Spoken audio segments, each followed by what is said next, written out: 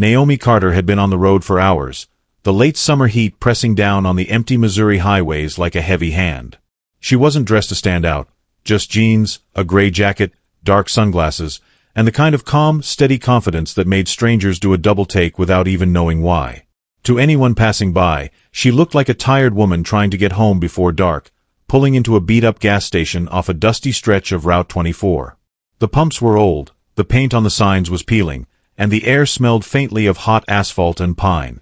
Naomi parked her black SUV next to a leaning pump, stretched her back with a small wince, and started filling her tank, looking forward to maybe grabbing a cold soda for the last leg of the drive. She barely noticed the rumble of gravel at first, the slow crawl of a sheriff's cruiser pulling into the lot. But experience had trained her to pick up on things most people missed, the tension in the air, the wrong kind of quiet. She kept her movements easy and calm, not looking up as the cruiser stopped a few feet away. Out of the corner of her eye, she saw a deputy step out. He was a heavy-set man with a buzz cut and dusty boots, walking with the swagger of someone who thought the badge on his chest gave him more weight than it should. Deputy Brian Holt. Naomi didn't need a name to know the type. She stayed focused on the pump, but sure enough, his voice cut through the thick afternoon air, gravelly and suspicious. He asked if she was lost. She kept her response even, friendly but firm, just getting gas. Holt didn't back off. He demanded to see her ID, suspicion dripping from his words like oil. Naomi knew better than to escalate. Moving slowly, deliberately, she pulled her driver's license from her jacket, careful to keep her hands visible. She didn't flash her badge. Not yet. Holt snatched the ID from her hand with a sneer, reading her name out loud like it was an accusation. Naomi Carter. He squinted at her, like her presence in this dusty forgotten corner of Missouri was a threat. His tone grew sharper, accusing her of not belonging, of looking too out of place with her shiny SUV and out-of-state plates. Naomi stood her ground, explaining once again that she was just getting gas. But it was clear Holt wasn't interested in explanations. Something shifted in the air, that moment when you know a situation could tip from uncomfortable to dangerous in a heartbeat. Holt stepped closer, his chest nearly brushing hers, and barked about her attitude, how he didn't like it. Then, without warning, he shoved her hard, sending her stumbling back against the SUV. Naomi caught herself against the open door, heart hammering in her chest. She protested, her voice sharp, but it didn't matter. Holt was already reaching inside her vehicle, rummaging through her glove box without permission, tossing aside receipts and sunglasses like her privacy meant nothing. Naomi fought to stay calm. Years in the field had taught her one thing above all: survive the moment, respond later. She pointed out where the registration was tucked, trying to de-escalate, but Holt wasn't listening. He crumpled her registration in one hand, and then, before she could blink, lifted his boot and kicked her hard in the shin. The crack of impact echoed across the lot, and Naomi dropped to the gravel, the rough stones tearing through her jeans and scraping her knee raw. For a second, everything spun. Pain flared bright and sharp, but she forced herself to breathe through it. Above her, Holt stood smirking, a man who thought he'd just put a stranger in her place. The gas pump clanged against the SUV, the nozzle still dripping fuel, but Naomi tuned it all out. Across the lot, a teenager stacking crates froze, phone in hand, catching everything. Holt didn't seem to notice or care. He climbed back into his cruiser, slammed the door, and peeled out of the station, kicking up a cloud of dust behind him like nothing had happened.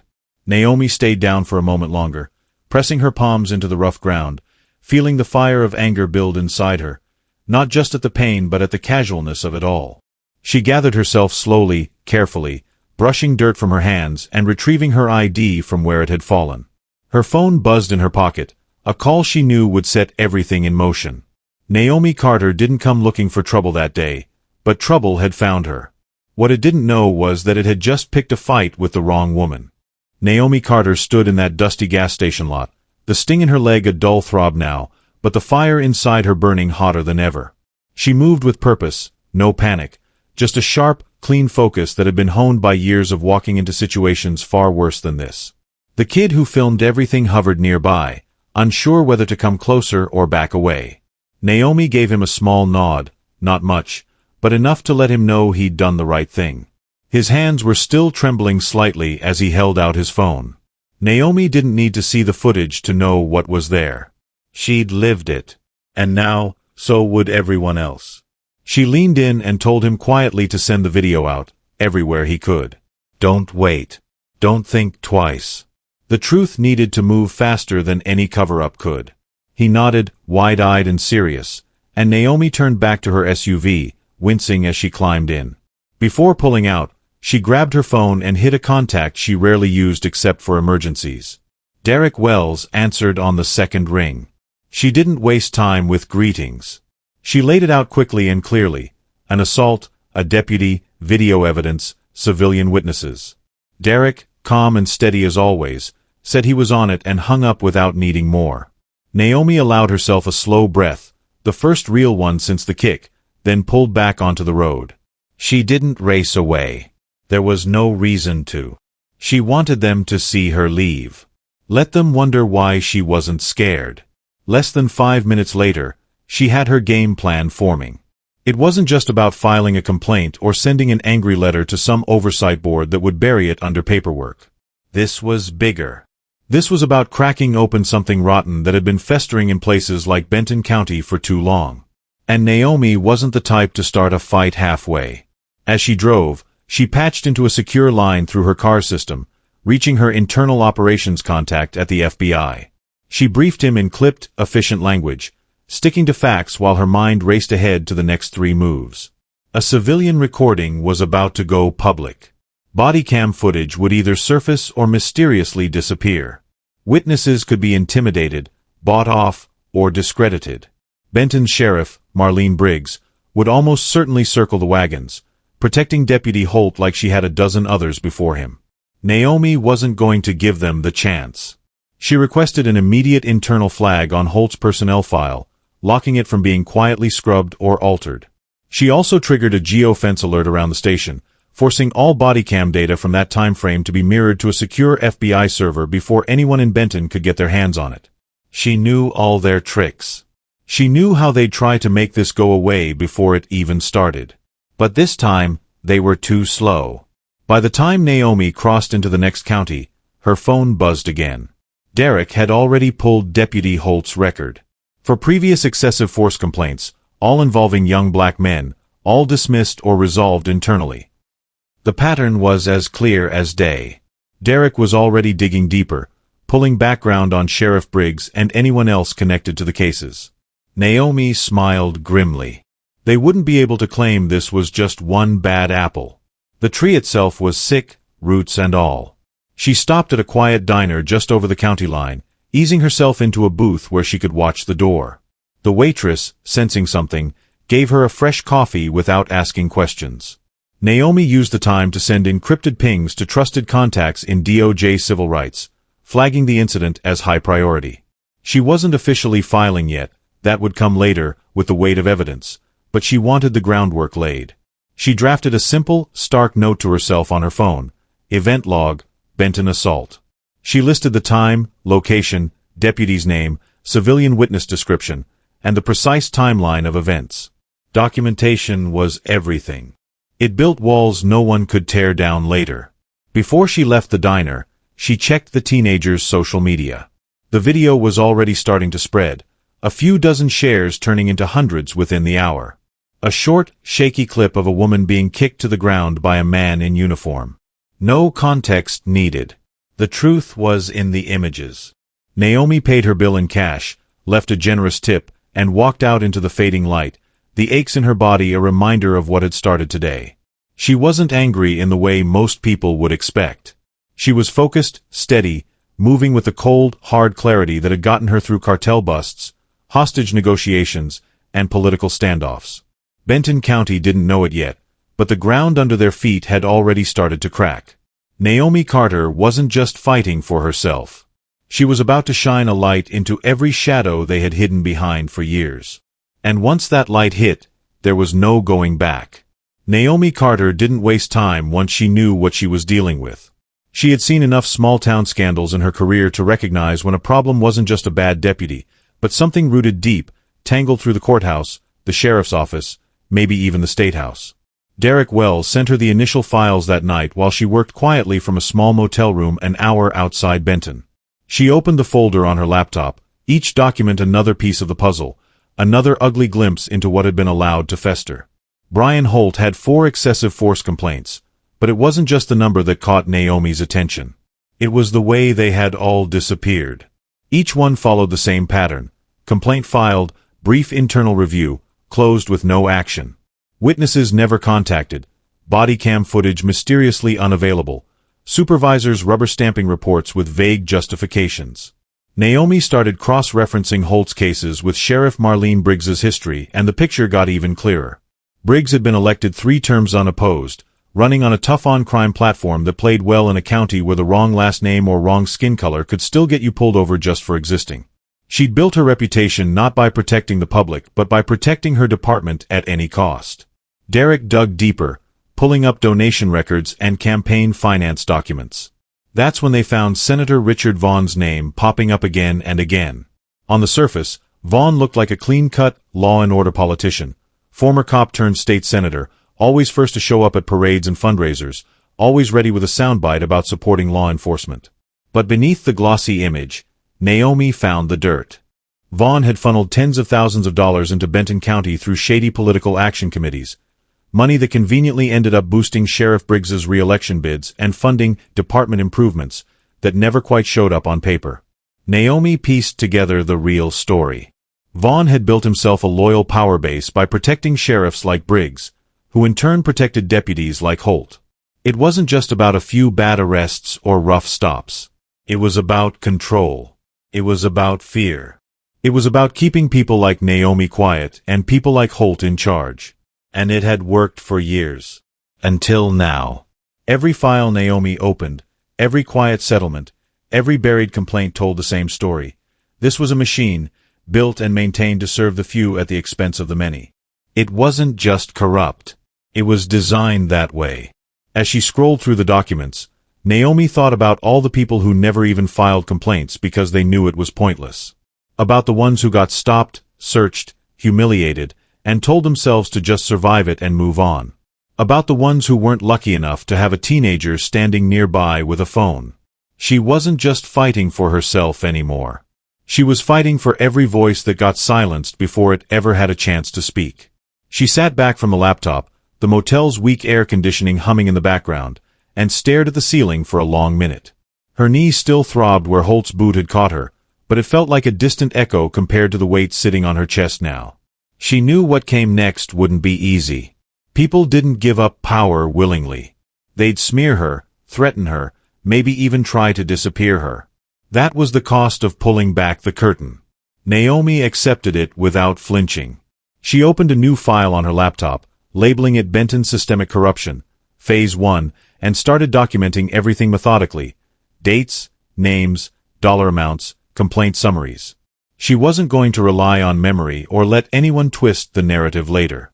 She was going to build a case so solid that no one could bury it without getting caught holding the shovel.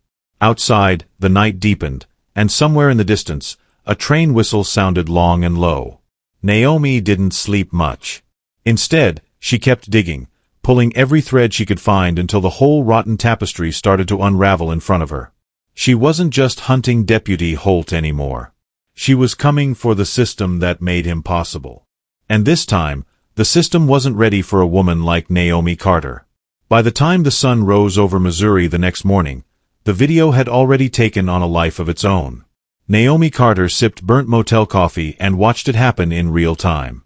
What started as a few dozen shares from teenagers across Benton County turned into thousands within hours. TikTok, Twitter, Facebook, Instagram, every platform lit up like wildfire. The clip was short but devastating, showing Deputy Brian Holt kicking Naomi to the ground, the sound of gravel crunching, the stunned silence that followed. There was no mistaking what people were seeing. It didn't matter that Naomi's face wasn't famous. Didn't matter that no badge flashed or credentials were shown. The image was enough. A black woman assaulted by a man in uniform. And the world reacted. First came the comments, an avalanche of anger, sorrow, disbelief. Then came the stitches and duets on TikTok, the overlays of protest music, the slow-motion replays, The captions like "This is America" and say her name. Civil rights attorneys picked it up. Community organizers started planning rallies before the news stations even caught up. By mid-morning, Naomi's name was trending, even though most people still didn't know who she was yet.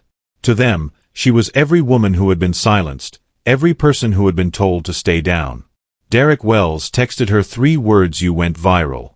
Naomi stared at the screen for a second, feeling the strange weight of it.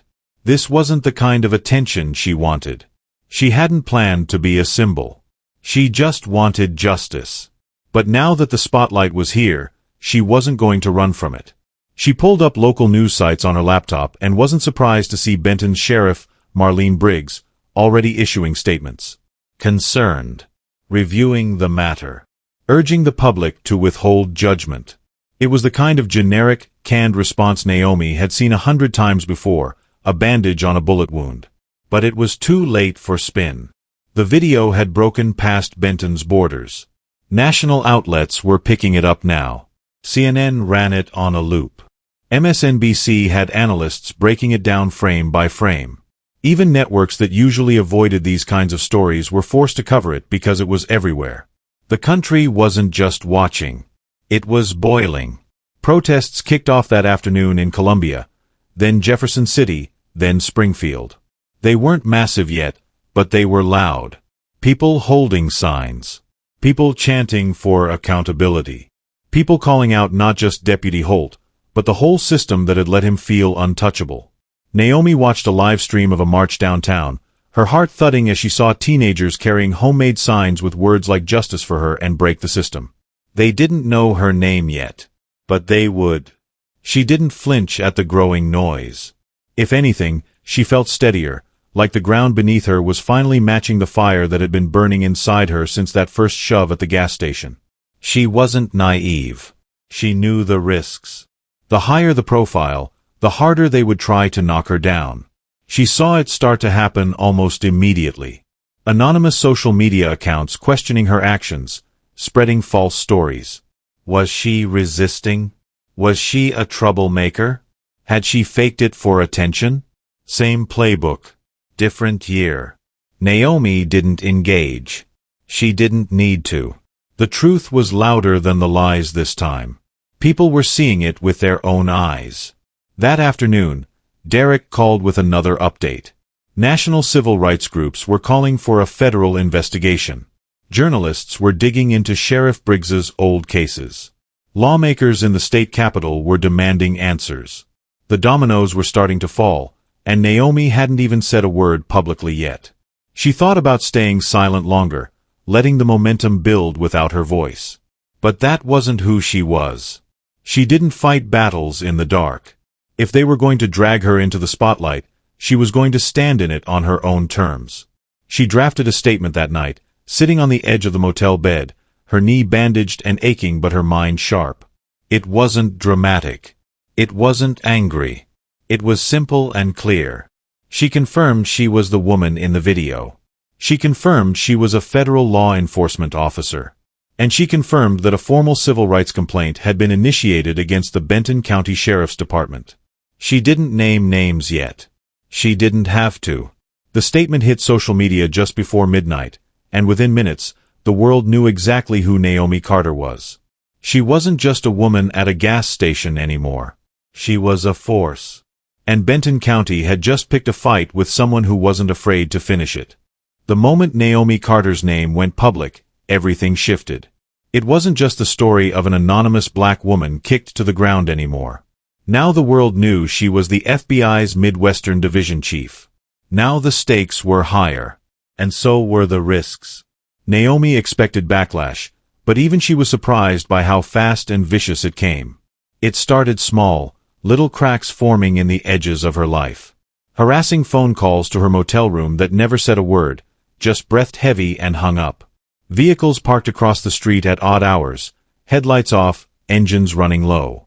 Strangers trailing her car a little too long on empty stretches of highway. Naomi stayed sharp, stayed calm. She'd played on battlefields much uglier than this. She didn't rattle easily. But she also knew better than to underestimate desperate men with something to lose. One night, Just after she finished a late call with Derek Wells, she stepped outside to grab a drink from the vending machine. That's when she saw it. Her SUV, the one parked under the buzzing motel lights, was engulfed in flames. Heat poured across the lot. Someone had smashed a Molotov cocktail straight through the windshield. She froze for half a second, assessing the scene like she'd been trained to do. No one lingering. No movement except the hungry roar of fire. She dialed Derek without thinking. He answered on the first ring. She only had to say 2 words. They're escalating. Derek was there in minutes, fire extinguisher in hand, dousing the worst of it before the local fire department even showed up. But by then the message was clear. They weren't just warning her anymore. They wanted her scared. They wanted her gone. Naomi stood by the smoking wreckage, watching the flames die into blackened metal, and felt something shift deep inside her. Not fear. Not anger. Focus. Cold, steady focus. The kind that had carried her through cartel takedowns and hostage standoffs. She filed a federal intimidation complaint the next morning without blinking. She wasn't going to give them the satisfaction of seeing her flinch. But the attacks didn't stop. They just got smarter. A leak surfaced claiming Naomi had incited unrest by letting the video spread. Anonymous sources whispered she was under internal review. Rumors swirled that she had a personal vendetta, that she was stirring up trouble for attention. Naomi saw it for exactly what it was: character assassination, the oldest play in the book. When the official suspension notice came down from the FBI's upper ranks, it wasn't a surprise. No warning, no hearing, just a cold email informing her she was temporarily relieved of duty pending investigation. No badge. No clearance. No authority. Naomi sat in her motel room that night, staring at the empty spot on her belt where her badge used to rest. She let the weight of it settle over her. Then she stood up, rolled her sore knee out carefully, and got back to work. They could take her title. They could strip her credentials. But they couldn't take what mattered most. Her voice. Her proof. Her will. Derek showed up late that night, a fresh coffee in hand and that steady look in his eyes that said he wasn't going anywhere. They sat side by side, laptops open, plotting their next move. Naomi knew this wasn't just about Benton County anymore. It wasn't even about Missouri. It was about the message they were trying to send to every person who dared to stand up to power. Stay silent or be destroyed. Naomi chose option 3. Fight back louder. They mapped out leaks. Documents, videos, internal memos. Everything they had on Holt, Briggs, Vaughn. They planned a slow drip of truth, feeding it to trusted journalists, forcing the story to stay alive, refusing to let it die under piles of bureaucratic delay. Naomi wasn't playing defense anymore. She was building an offense. She was going to make it impossible for anyone to look away. As the clock crept toward dawn, Naomi closed her laptop and sat back in the stiff motel chair. Outside, the world was still dark and uncertain. But inside, the fire was stronger than ever. She wasn't broken. She wasn't bowed. She was just getting started. Whatever they thought they had done by suspending her, by threatening her, by trying to burn her out, they had made the gravest mistake of all. They had given Naomi Carter nothing left to lose. And that made her more dangerous than they could ever imagine. Naomi Carter wasn't the kind of woman who waited around for the next blow to land. After the firebombing, the threats, the suspension, she knew exactly what came next. They would try to corner her, smear her name harder, maybe even find a way to make her disappear quietly. But she wasn't about to give them the satisfaction. If they wanted a war, Naomi was ready to fight it on her terms. She and Derek Wells spent the next night mapping out a plan, every move designed to lure their enemies into the open. No more reacting. No more playing defense. It was time to flip the script. They built the trap simple and elegant. Derek seeded a whisper through encrypted forums and burner accounts, leaking a fake piece of intel. The story said Naomi was meeting a high-level Department of Justice investigator in a deserted courthouse outside of Benton County. According to the rumor, she was bringing damning evidence. Documents, recordings, names. Enough to put people like Sheriff Marlene Briggs and Senator Richard Vaughn away for good. It didn't take long for the bait to reach the right ears. Fear made people sloppy. Within hours, strange vehicles were spotted around the old courthouse. Men who didn't quite look like locals hanging around, checking exits, talking in low voices. Derek stayed nearby, parked in an unmarked truck across the street, binoculars ready, camera rolling. Naomi was inside, sitting calmly at the end of a dusty third-floor hallway, a beat-up laptop bag beside her. The bag wasn't carrying any real files, just decoys, blank drives, empty folders, enough to look convincing but worthless if stolen. Naomi wore plain clothes, nothing flashy, her badge hidden away. She kept her phone recording in her jacket pocket, the lens peeking through a tear in the lining. At 4:37 p.m., the first black SUV rolled into the lot. No plates. Tinted windows. 3 men stepped out, 2 in jeans and tactical boots, one with a radio clipped under his jacket. Sheriff's boys, Naomi guessed. Off-duty but still armed, still dangerous. They didn't bother with subtlety. They kicked the side door open, heavy boots echoing down the stairwell. Naomi didn't move. She stayed seated, kept her breathing steady, heart calm. They stormed the hall, spotted her, and charged. One grabbed the bag, rifling through it like a thief in the night. Another shoved Naomi against the wall, barking threats in low, ugly words. They wanted to scare her, to grab the evidence, to make her disappear if they had to. Naomi just hit the silent trigger on her phone app. 90 seconds later, 2 federal agents came through the courthouse's main doors, guns drawn, badges flashing in the dim afternoon light. Hands where we can see them. The men froze, caught dead to rights. Derek crossed the street, camera still rolling, capturing every second. Naomi stepped forward, her voice low but full of steel. You brought the fight to my door. Now you'll answer for it. The agents cuffed the intruders on the spot, reading them their rights as Naomi watched, feeling a deep, steady satisfaction she hadn't let herself feel in weeks. It wasn't just about catching them in the act. It was about proving to the world, to the system, that people like Holt and Briggs and Vaughn didn't just abuse power. They thought they owned it. And when that power was threatened, they showed exactly who they really were. Back at her temporary setup later that night, Naomi packaged the footage carefully. She didn't blast it all at once. She sent a 30-second clip to a trusted journalist, just enough to show masked men, illegal entry, threats, and the swift arrival of federal agents. No faces. No full names yet. Let the public imagination fill in the blanks. By morning, the clip had exploded online. News anchors replayed it over and over, asking the same question. Who were these men trying to silence Naomi Carter? Pressure mounted instantly. Civil rights groups, politicians, and even some federal agencies started demanding investigations. For the first time in weeks, Naomi felt the tide shifting. The system that had tried so hard to break her was starting to crack instead. Derek met her that afternoon at a diner off the interstate, sliding into the booth across from her with a grin. That worked like a charm. Naomi smiled back, tired but satisfied. They think they're the hunters. They never realized they've been prey since Tuesday. She wasn't just fighting back anymore. She was winning. And she was just getting started.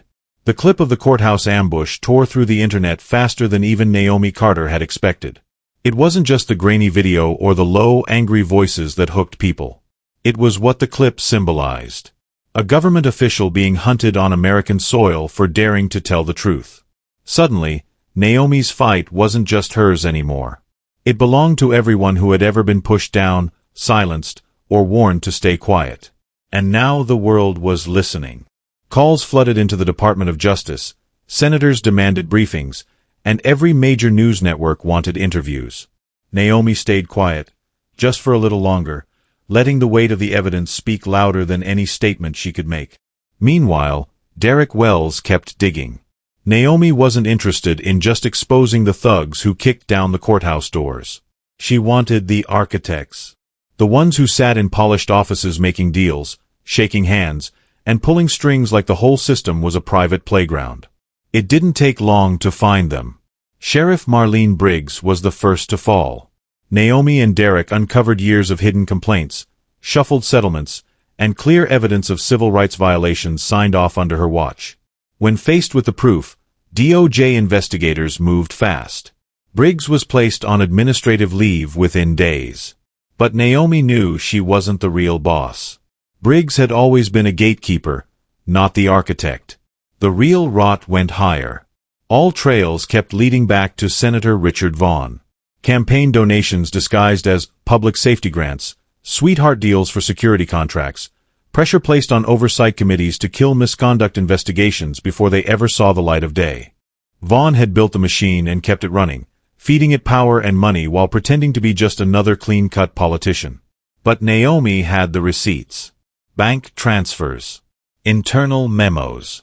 Even a transcript of a conversation where Vaughn openly discussed shutting down dissent in Benton County before it spread to neighboring towns. With Derek's help and a few trusted contacts in federal circles, Naomi packaged everything neatly. A timeline of corruption, a network map of influence, and a clear trail connecting Vaughn, Briggs, and Holt into one long chain of complicity. When the final file dropped, delivered quietly to a team of DOJ prosecutors and investigative journalists, the collapse started fast and hard. Sheriff Briggs was arrested first, pulled from her home in handcuffs before sunrise. No cameras. No grandstanding. Just a quiet, efficient takedown.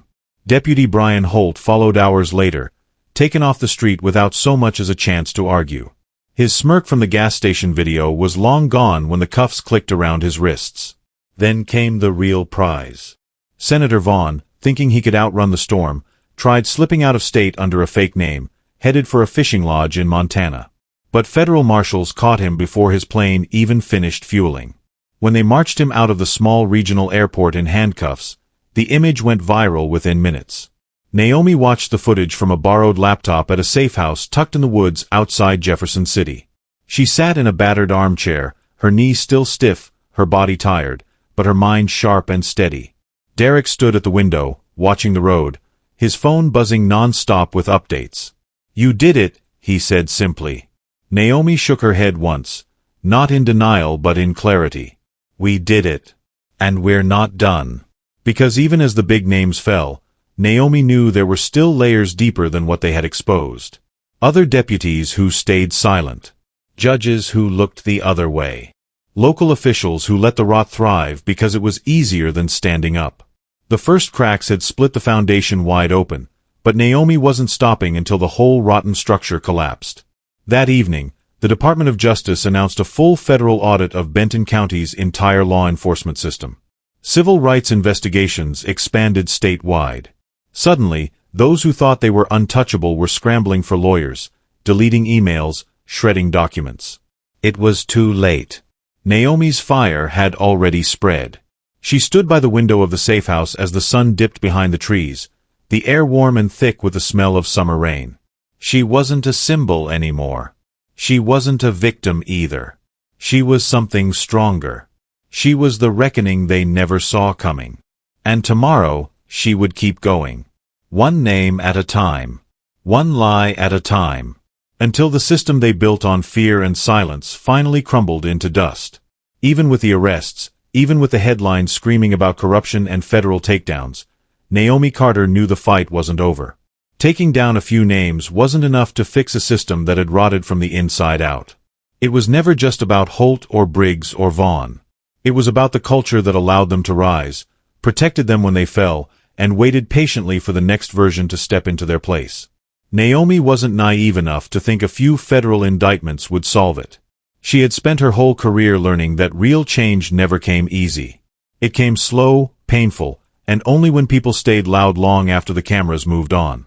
That's why, even after her badge was reinstated and the FBI quietly offered her a promotion, Naomi didn't celebrate. She politely declined the desk job, packed her things, and submitted her resignation. It wasn't a decision made out of anger or defeat.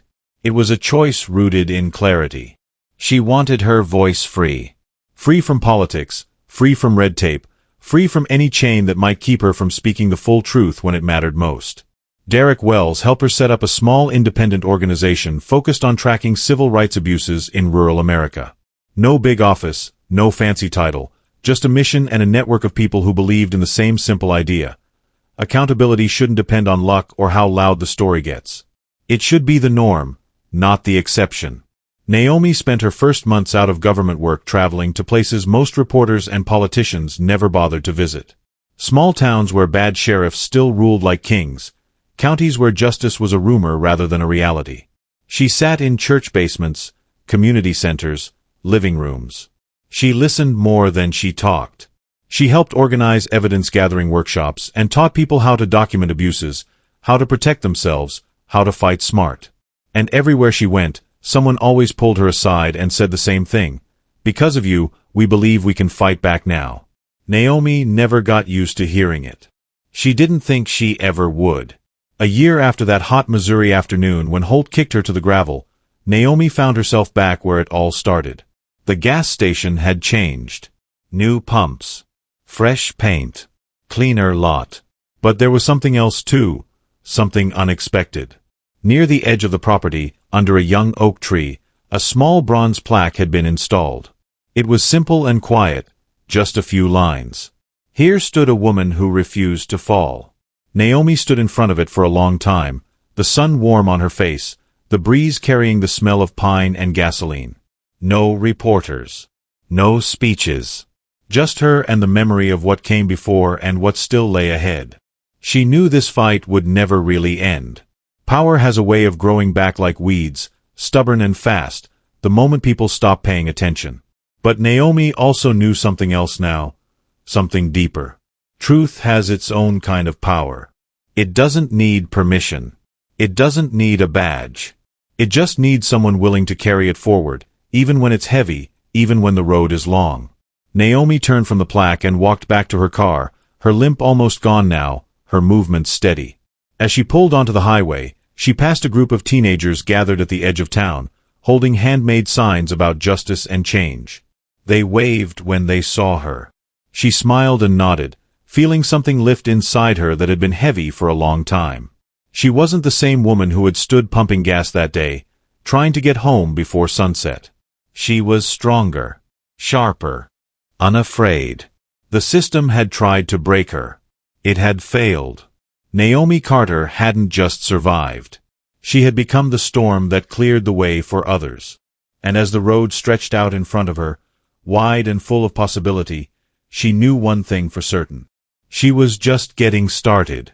In life, there are moments when standing your ground feels impossible, when the system around you seems too powerful, too corrupt, too deeply rooted to ever change. Naomi Carter's journey reminds us that real change doesn't begin with shouting the loudest or holding the biggest title. It begins with a simple, unwavering decision to say no more. Her story shows that resilience isn't about never being knocked down. It's about refusing to stay down when you are. It's about building courage one quiet decision at a time, knowing that even when you feel small, your truth carries a strength that can shake mountains. For older audiences, Naomi's fight is a reminder that it's never too late to make a stand, never too late to protect what's right, and never too late to inspire a new generation to believe in justice. Our experiences, our wisdom, and our courage matter more now than ever before. You are never too old to be the spark that lights the fire of change. If Naomi's story moved you, share your thoughts in the comments. What lesson from her journey spoke to you the most? And let us know what kinds of powerful stories you'd like to see next. Don't forget to like the video, subscribe to the channel, and turn on the notification bell so you never miss another story that reminds us all how strong truth can be. The next chapter of courage is already being written, and you're a part of it.